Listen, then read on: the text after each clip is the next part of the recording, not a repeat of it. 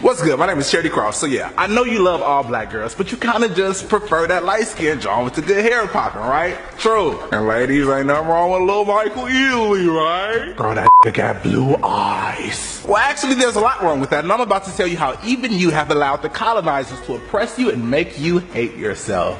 We live in a world where the closer you are to whiteness, the more beautiful it's believed that you are. So yeah, I know you think it's just your own personal taste that makes you attracted to the light skins, but actually it's because you were systemically brainwashed to hate African features. The perm was invented in 1913 by Garrett Morgan. Innovators like Madam C.J. Walker became insanely rich from this chemical straightener used to make African hair more presentable, i.e. make it more like white people's. Since then, perms and weaves and wigs have been used virtually as a means of survival for black people that are consistently pressured by the white-dominated beauty industry to meet standards that are not natural for people of African descent. But forget all that, this don't got nothing to do with you. You woke, you popping, you don't even like light-skinned niggas, they weak as hell, right? You want you a strong, rough-neck, chocolate that'll hold you down, right?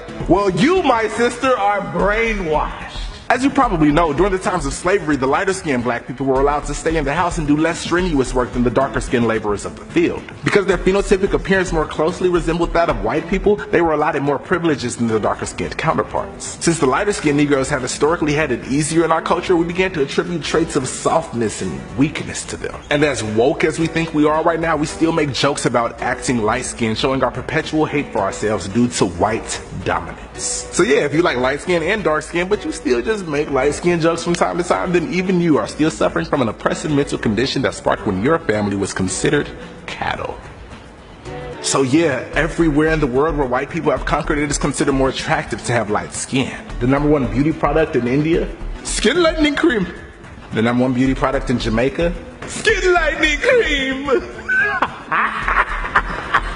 Any feature on the human body that is more African in nature, we tend to prefer the white variation of it. We tend to like smaller noses, smaller eyes, looser hair. In fact, the only things that we like that are generally considered black traits are the sexual ones. Big booties, big lips, thick thighs, wide hips, big penis. So on the very rare occasion that white people get work done to appear more black, they only tend to enhance these very sexual features.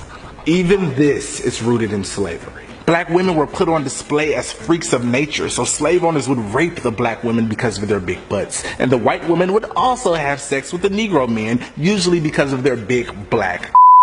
And still to this day, we as black people tend to only value our darker skinned brothers and sisters based on how much we like to do them or how well they can fight. It is this that leads to the over-sexualization of black women and the criminalization of black men.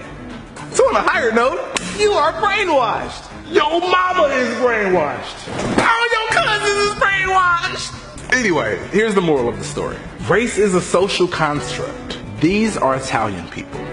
These are German people. These are Irish people. But these are black people. Now, why is it that black has so many colors?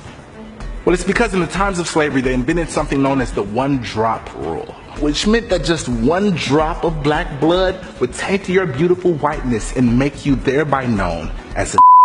This is why even when someone is half black and white, we much more often identify them as black. It's because historically, any bit of blackness was considered a filthy defilement of white purity, and as a result, we have countless shades of so-called black people that are all consistently reminded that they are better, prettier, nicer, and smarter the closer they are to white.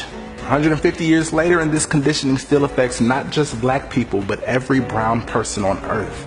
But you are beautiful.